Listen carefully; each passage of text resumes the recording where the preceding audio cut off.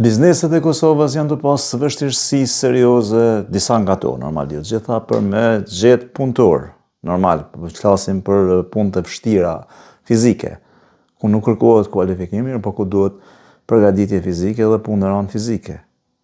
Disa nga to, kohën e fundit më kanë thënë se për një men janë të pasë vështirësi. Një nga ta, një miki imi biznesmen, sot më tha që për një punë dikun në mal atje, për një punë të rëndë fizike gjithashtu, më tha që jem të pas shumë të vështirë edhe me 1.000 euro me gjithë punëtor. Pra, po flasim për një vështirësi të gjetjes së punëtorëve, duket që pjesa më e madhe tashmë kanë ikë atyre që duhen me punu, kanë ikë për Gjermani, dhe kërkesa është jashtëzakonisht e madhe për me ikë prap. Pra, sipas vetë autoriteteve gjermane, qysh në fillim të vitit është plotsu kuota e Kosovës për punësim në Gjermani dhe e kanë mbyll për si vjet.